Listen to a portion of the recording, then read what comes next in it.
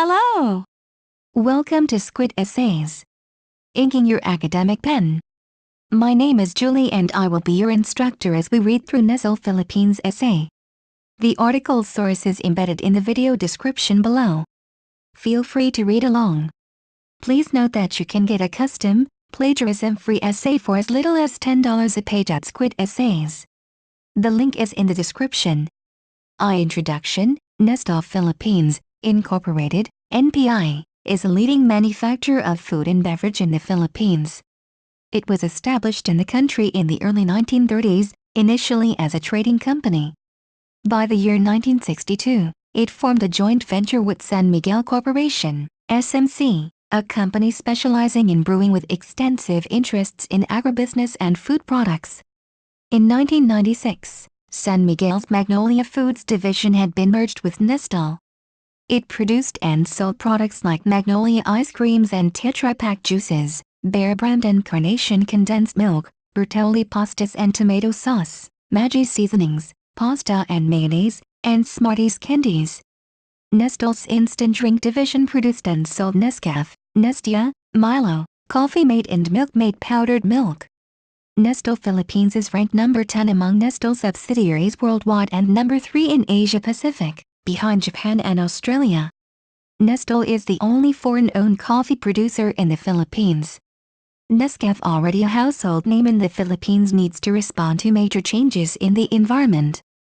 Competing brands like Great Taste and Nescafé's nearest competitor, Blend 45, already reduced or are planning to reduce their prices. There are also major changes in government regulation, imports and market entry, resulting to the potential entry of foreign brands like Kraft General Foods, Maxwell House and Procter & Gamble's Folgers Coffee. The company needs to decide whether it should import Arabica beans for blending Master Roaster coffee, change the composition of Nescafé by importing Arabica beans to the same composition as those sold abroad, and whether it should continue producing Taster's Choice, which are made from Philippine-grown Robusta and imported Arabica.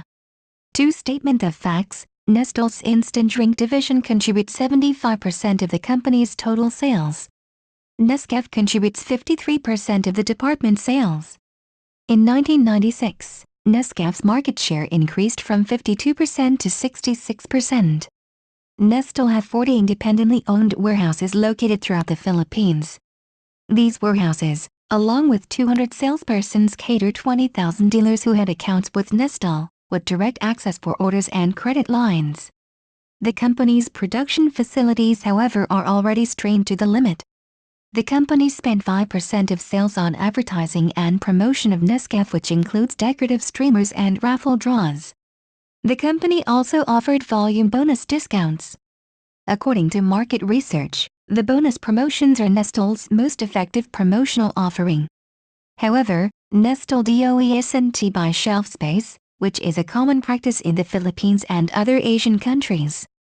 Instead, it prefers rental of special display space for promotion, which is considered as the most expensive real estate in the Philippines. There is a significant increase in the number of households that purchased coffee within 2 weeks, from 67% in 1974 to 96% in 1995. This is due to the relatively high usage of 1.7-gram foil packs in the Philippines. These 1.7-gram individual packs contribute 8% of Nescafé's sales. Coffee is typically drunk with sugar and without milk or non-dairy whiteners. However, there is a 350% increase in the use of such whiteners over the past decade. The Carnation brand, which produces whiteners, condensed milk and powdered milk, is owned by Nestle. One of the reasons behind the rapid increase in volume and market share is the fall of green coffee bean prices both in the world market and Philippines. The price of green coffee beans, where Nestle sourced all its coffee, fell by 50%. These beans comprised about 30% of the delivery costs. Nestle and other producers are able to lower their prices because of the savings. Another reason is the introduction of cheaper packaging. Bottles make up 30% of the total cost. Hence, coffee sold on bottles are more expensive at 26.25 Philippine pesos for a 50-gram pack, while those in foil packaging are sold only at 20.45 Philippine pesos. Research by Nestle shows that its market share is highest in small stores located in large cities. Conversely, among small stores, its market share is highest outside big cities. People outside big cities prefer to shop in sari stores. The prices of commodities sold in sari stores are 15% higher than in supermarkets outside big cities and 20% higher than those in big cities. Over the past decade, other producers, who sold their coffee 10% below the price of Nescafé, entered the market. Nescafé gradually lost market share from 75% in 1965 to 60% in 1975, and finally, 55% in 1985. However, there was a decline in coffee prices in the 1980s, giving Nestlé a window to reduce its prices to within 5% of its competitors and still preserve its margins. Other major producers of coffee in the Philippines include Blend 45, which has 15% market share in 1996, Great Taste with 10% market share, Cafe Oro with 6% market share, and Caf Filipino, which has 3% market share. The Gagongwei Group's Blend 45 employs a cheaper blend of coffee and carbohydrates. In 1996, they dropped the price of Blend 45. They are sold 28% below Nestlé's price and 20% below most of the other brands sold in the market. So far, the price increase made no significant effect yet on the market share of Nescafé. Prior to 1996, the import of coffee beans, either unprocessed or processed, is prohibited. All of the coffee sold within the Philippines had to be produced within the country. The quality of Robusta beans grown in the country was of international quality. On the other hand, the quality of Arabica beans was of inferior quality. Consequently, Nestlé used 100% Robusta, unlike those processed in the US or Europe, which are blends.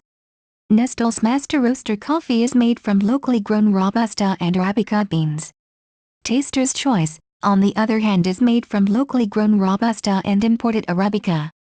In 1996, the Philippine government committed under GATT and WTO to remove import prohibitions on agricultural products. Hence, a minimum access volume, MAV, was set. Imports of green and roasted beans and packaged products are charged a tariff of 30%, while those outside the MAV are charged 100%. The government, however, committed to increase the MAV and reduce the tariff in imports both within the MAV and outside it. Nestlé is facing the threat of importers, both from the US and regional coffee producers. One of which is Indonesia's Indocaf, which already begun production in Malaysia and exporting to Vietnam, and is rumored to invest in China and export to the Philippines. Indocaf is sold 10% below the price of Nescafé in both markets. It has backward integration with its own coffee plantations, so it was buffered from price swings. Another possible importer is Singapore's Supermix, who pioneered in individual 3-inch-1 packs within Singapore and in other nearby countries. In the 1990s, the Philippine government liberalized regulations on foreign direct investments. Prior to that, investments with sales direct to domestic market had to be 40% Filipino-owned. In 1992, the government allowed 100% foreign ownership in most industries. As a result, Kraft General Foods, which had substantial production operations in the Philippines, is rumored to produce Maxwell House within the country. Procter & Gamble, which also had substantial production in the Philippines, also announced that it would produce Folgers coffee in the country. For alternative courses of action, one of the possible alternative courses of action is to increase the production capacity of Nestlé's facilities. Upgrading the capacity would enable Nestlé to experiment on product development without the possible reduction of Nescafé's already established market share. However, the upgrade would require $3 million worth of investments. Another possible option is to focus substantial amount of investment for the marketing and sales of Master Roaster coffee, which is currently made up of locally produced Robusta and Arabica. Nestlé could either import Arabica beans to improve the taste of Master Roaster, which is now possible due to the major changes in import regulation. The brand would cater Nestlé's high-end consumers. However, it would reduce the company's current production capacity of the current blends. Lastly, Nestlé could modify the Nescafé and use imported Arabica and locally produced Robusta to copy the foreign blend. This would make Nescafé a high-end product which could match imported brands. Again, this is possible because of the favorable changes in import regulation. However, This modification might result in Nescafé losing significant amount of market share and household penetration. Conclusion. To react to the major changes in the environment, Nestle should lower the price of Nescafé closer to its competitors. According to research, there is a direct relationship between coffee prices and household penetration. Hence, the price reduction would make the product even more accessible to the masses. In return, the company would gain even higher market share. In response to the threats of the entry of imported brands in the country, Nestle should continue producing Taster's Choice and discontinue the unsuccessful Master Roaster. Taster's Choice would both accommodate a separate market segment and the increasing import mentality of Filipinos. Importation of either Arabica beans or finished product is possible because of the changes in import regulation. Lastly, Nestle should consider buying shelf spaces.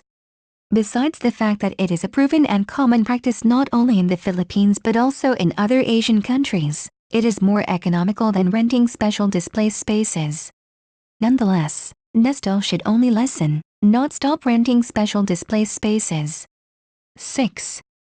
Change management. In order to sustain the changes made, Nestle should explore the use even cheaper packaging materials. The savings, in turn, would enable the company to reduce the prices of Nescafé. The company should also actively promote its 1.7-gram individual packs and 3-inch-1 packs. This would result in the brand gaining more market penetration, translating to a better market position. It should also aggressively promote both Nescafé and Taster's Choice, which satisfies different market segments. 7. Recommendation. Nestle should engage in more product development activities, like for example new flavors of coffee. Considering it is a multinational company, it will have the advantage of increased awareness in the current trends abroad. A development in the existing product lines would not only generate more market shares but also create new market segments.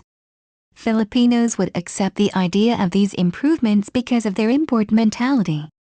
However, there should be enough market research regarding such improvements to make sure they are feasible in the Philippine setting. Also, Nestle should capitalize on its strength of having close relationships with its farmers. It should procure its raw materials in a manner that would benefit farmers. There should be more capacity building trainings among its coffee suppliers in order to promote increased productivity. Thank you for taking your time to listen to me. I hope you enjoyed learning about Nestle Philippines essay as much as I did. Kindly remember that you can get a custom, plagiarism-free essay at Squid Essays for as little as $10. The link is in the description. See you next time.